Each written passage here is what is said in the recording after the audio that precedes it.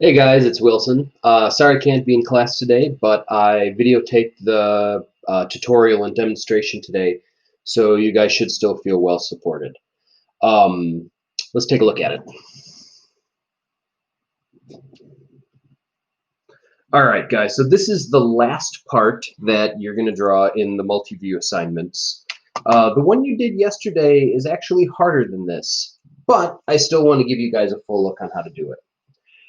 So right off the bat, what I see is something that is not drawn in isometric, like this, but rather is drawn in a type of drawing that we haven't really talked about in class, which is called oblique.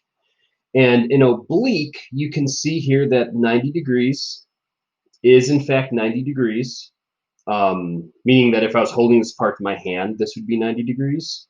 And the front view is drawn with 90 degrees. However, we create a tremendous amount of distortion to try to make it look 3D, whereas this might be a 90-degree angle in real life, but to draw it, it's 135 degrees. And where that gets really interesting is, let's take a look at this line here. This is supposed to be an inch tall. 1, 2, 3, 4 squares. So each square is a quarter inch. Here we go 1, 2 is a half inch. So each square is still a quarter inch, but we're going across the diagonal, which is almost 1.5 times as long as the vertical or the horizontal. So this part appears wider than it is. And that's distortion. When we work in isometric paper, we don't get that. Everything is distorted the same amount, hence isometric. So this is oblique, but we're going to draw it in multi-view. So oblique drawings are awesome because the front view is chosen for us. Obviously, this here is going to be the most detailed, clear view to use. So that is what I will start with.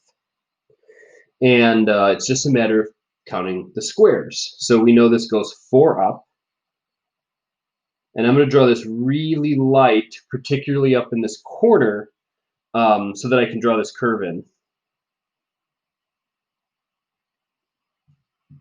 And it's just a 1 square radius there.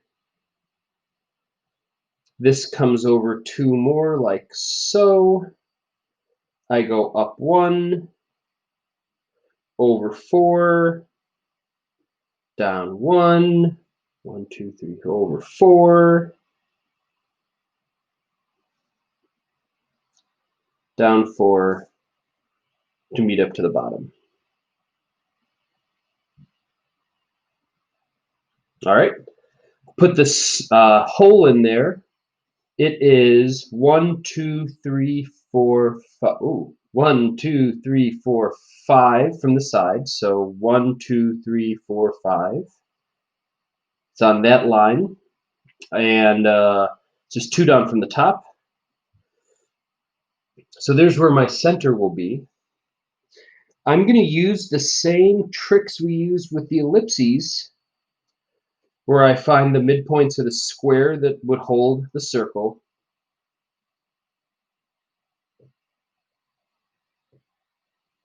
And I'm not going to grade you guys down if your circle isn't perfect, but it's always good to practice. So try to make it good, but whatever you end up with, use. All right, and we're done. That is the front view of the part. So now let's take a look at the top view. I need to bring all of my edges up. So we've got that one, we've got that one. I'm going to bring the edges of the circle up because we need to see that hole in the top view. Bring that one up and that one. Remember, you draw as light of lines as you can because this is the information. This is just there to help me, the drawer. All right, and let's take a look here. This part is 1/2 inch. We know from the scale that's 2 grid spaces. So even though this line is longer than 2 grid spaces, we're going to do just 2 grid spaces because that's the size it should be. So as you guys may recall from the notes, the beautiful part of multi-view drawing is there is no distortion. Because there's no distortion, we have to draw multiple views.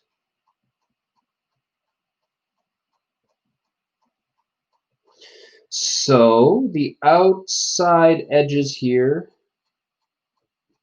and here were defined by the construction line, so I'm seeing the same width in the front view and the top view, just like you're the same height, whether I look at you from the side or the front. And then we got all these construction lines I have to figure out. So I asked myself, what would I see from the top view? I would see this face here. So if I see it, it's object lines. And then I have these construction lines. They come from the hole. Well, I can't see the hole. It's hidden. So we put in some little hidden lines there. And while I'm at it, I'm thinking, hey, this is a hole. It's a nice circular hole. Circular holes get that center line through it. And let's make sure I get that center mark here as well. So quick review, center line. 2 center lines is called a center mark. All right, so now we come over here and we do the front view. I'm sorry, the side view. This is the front view. This will be the side view. That's the top view.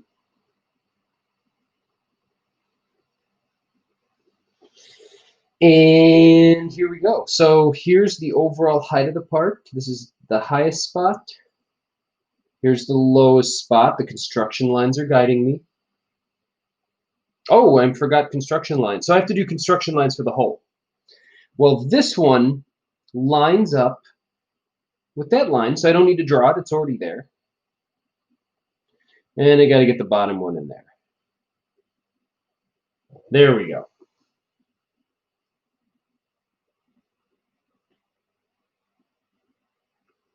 Finish off the rectangle, and then I say, hey, what am I going to see in this view? Well, I'm going to see this face, and I'm going to see that face.